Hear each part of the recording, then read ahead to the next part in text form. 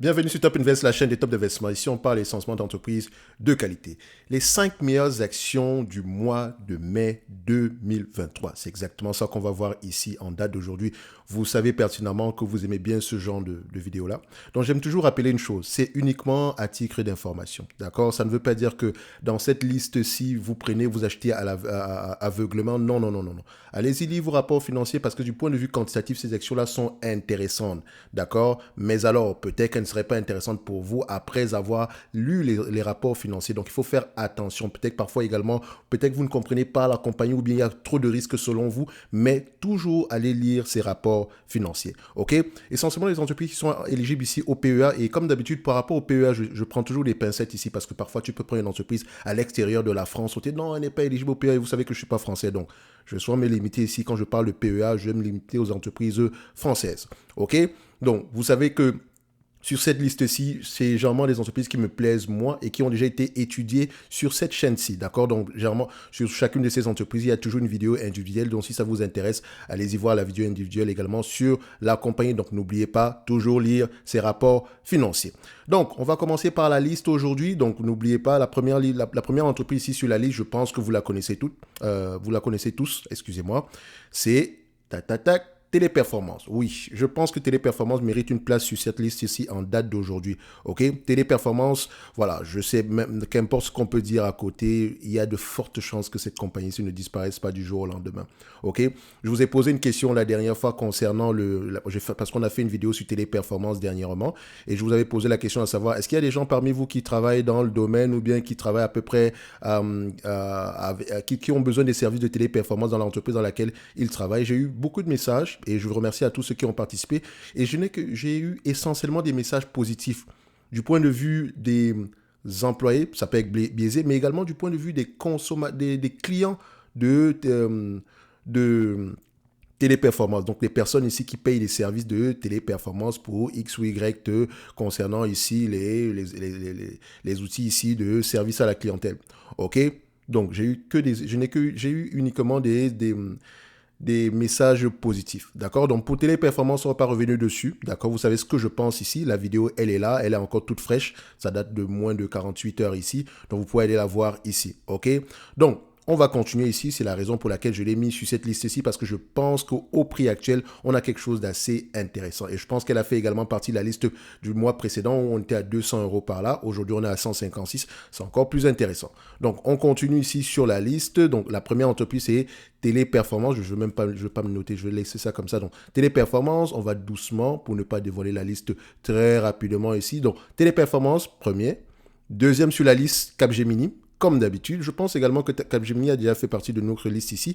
Donc Capgemini ici, je pense que c'est pas que l'entreprise est sous-évaluée, d'accord, Capgemini, d'accord, c'est ça. Donc je ne pense pas que l'entreprise soit sous-évaluée de malade, d'accord. Mais également, c'est ce qui m'intéresse sur cette compagnie-ci, c'est les perspectives de croissance. On ne surpaye pas pour une éventuelle croissance future. Ok. En plus de cela également, si une entreprise, si elle devait vous verser la totalité des bénéfices nets en dividende, vous aurez eu un rendement de 7% en date d'aujourd'hui. Pas besoin de trop se casser la tête ici. Donc, ça reste également un business qui, à mon sens, est facile à comprendre. Donc, je pense que ça va plaire à certaines personnes. Donc, elle pourrait faire partie de la liste en date d'aujourd'hui. Donc, ça, c'est pour Capgemini. On continue sur la liste. Après ça, en troisième lieu, nous avons Sanofi. Oui.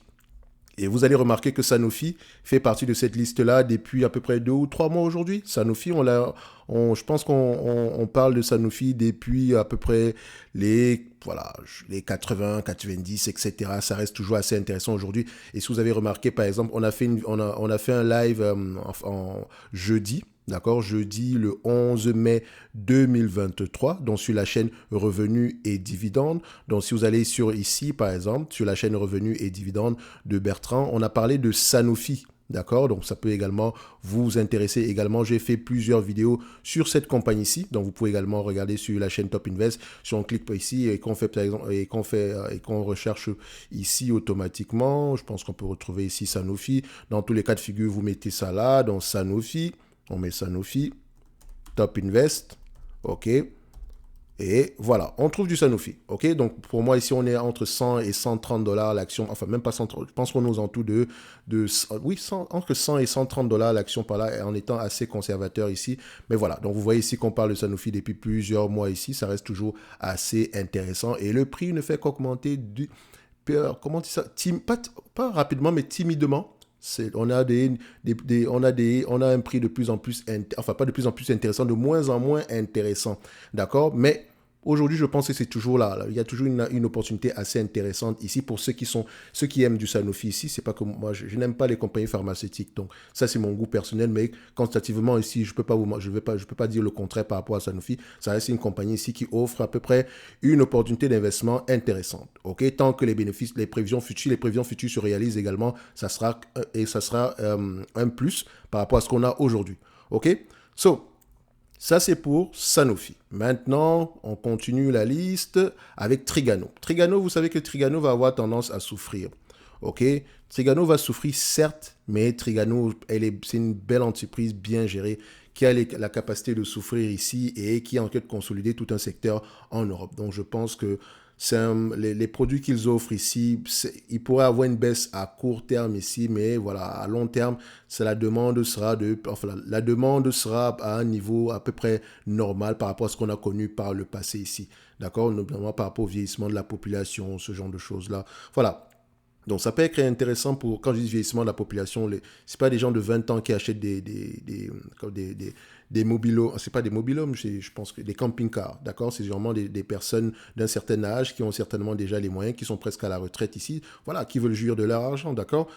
Ça peut être intéressant aussi du Trigano en date d'aujourd'hui, ok? Mais n'oubliez pas que ça reste une compagnie cyclique et ne vous attendez pas à des PER de malades, ok? C'est tout, mais aujourd'hui, on vous vend cette compagnie-ci à, je sais pas moi, 12 fois les bénéfices, 8 fois les bénéfices ici, donc soit un rendement de 12% par rapport au prix actuel. Et si les bénéfices net tendent à rester stables à ce niveau-ci dans le temps, voilà, on peut faire une très bonne affaire au prix actuel. OK? Ça c'est pour Trigano. On continue la liste ici. Nous avons déjà la quatrième entreprise. On va sur la cinquième entreprise ici. Voilà, Sopra Steria, vous commencez à la connaître. C'est le même raisonnement avec Capgemini ici. C'est surtout la croissance qui m'intéresse. Mais Sopra Steria également, c'est surtout la croissance qui m'intéresse ici à long terme. Donc, ça peut être intéressant au prix actuel. On ne surpaye pas pour une éventuelle croissance. Et vous voyez que c'est une entreprise qui a tendance à augmenter ses bénéfices nets année après année. Et si on va même regarder les free cash flow, ça sera encore plus intéressant. Donc, en date d'aujourd'hui, si vous l'achetez au prix actuel, vous avez un rendement sur coût de 7,80%. Également, je pense qu'elle a un certain niveau d'endettement ici. Non, la dette est parfaitement gérable ici. Si je ne me trompe pas, je pense qu'on va juste regarder ça vite fait. Sopra Steria, rapidement ici. On va sur Finance. OK. Donc, on va regarder. C'est totalement gérable ici. Donc, Sopra Steria, ça pourrait être intéressant en date d'aujourd'hui. OK. Donc, on continue. On est déjà à 5. Donc, c'est-à-dire qu'on avait Téléperformance, Capgemini, Sanofi, Trigano, Sopra Steria. Et comme je vous aime bien, on a encore 2 ou 3 entreprises sur la liste. Donc, on continue. Je sais que j'avais dit 5. Mais là, on va aller à la 6e entreprise qui est, je pense que c'est Vinci. D'accord? Donc, Vinci pourrait faire partie de la liste également ici. Vous pouvez voir que l'entreprise augmente ses bénéfices nets année après année, doucement, doucement. D'accord? Sans faire trop de vagues ici. Et voilà, on aime ça. D'accord? Aujourd'hui, on est à peu près à 15 fois les bénéfices, mais également, n'oubliez pas qu'elle a une certaine particularité, notamment avec les concessions, ce genre de choses-là. Donc, il faut faire attention, il faut regarder la durée de ces concessions, etc. La valorisation de Vinci n'est pas aussi c'est pas aussi évident qu'on le pense ici. Donc, c'est pour ça qu'elle aura tendance à rester à des multiples assez, voilà, disons aux alentours de 15, 13 fois, 15 fois les bénéfices par là en moyenne, sans prendre en considération la dette, bien sûr, parce que n'oubliez pas qu'il y a également un certain niveau d'endettement ici. Mais au prix actuel, ça reste toujours assez intéressant pour du Vinci. Ensuite, qu'est-ce qu'on a comme autre entreprise sur la liste en date d'aujourd'hui? On a Steph. J'adore Steph. OK, donc je pense que Steph, ici, quand on regarde bien cette compagnie, croissance année après année, D'accord? Un petit dividende pour vous récompenser un tout petit peu, mais n'oubliez pas que ce qui compte avant tout, c'est la croissance des bénéfices nets, la stabilité et la croissance des bénéfices nets année après année. Au prix, en date d'aujourd'hui, vous payez cette compagnie-ci à 9,67 fois les bénéfices, soit presque 10 fois les bénéfices, soit un rendement de 10%. Soit en date d'aujourd'hui, si elle vous reverse la totalité des bénéfices nets en dividende, vous pouvez espérer un 10% de rendement. Elle est généralement sous-évaluée, d'accord? Et j'espère que elle rachète ses actions ou bien elle, comment on dit ça, soit elle rachète ses actions, soit elle fait des acquisitions avec le cash qu'elle a en supplément ici afin de continuer à croître année après année. Il me semble également que Philippe de la chaîne Finance Academy en a parlé ici. Donc pour ceux qui veulent approfondir un tout petit peu sur Steph, allez-y regarder à ce niveau-là. Dans l'ensemble, ici, ça reste une compagnie assez intéressante à mon goût. Donc je pense que c'est tout ce qu'on aura ici aujourd'hui. Téléperformance, Capgemini, Sanofi, Trigano, Soprasteria, Vinci et Steph. Je suis resté en France. J'aurais pu aller en Allemagne, j'aurais pu aller en Espagne. Il y a des opportunités également de ce côté-là. Mais je suis resté en France ici parce que voilà, certaines personnes, quand on mentionne une entreprise ici qui ne vient pas de la France, on dit oui, mais tu as oublié les taxes, nanani, nanana. Oh, ralentissons, ok? Au moins, je suis sûr et certain que celle-ci, taxes, etc., j'aurais pas ce genre de commentaires-là. Encore une fois, je répète ceci. Ceci n'est que mon point de vue. Et non un conseil d'investissement. Je me réserve toujours le droit de me tromper. Parmi toutes ces entreprises, il y a certaines qui ne vont pas vous plaire du tout. Vous aurez peut-être un avis négatif, etc. Mais n'oubliez pas, le reste, c'est uniquement pour susciter de l'intérêt et du questionnement. C'est juste ça, sans plus. Ok? Donc, n'oubliez pas, dans la description de cette vidéo, si nous avons le lien vers le service Top Premium ainsi que vers la Top Newsletter.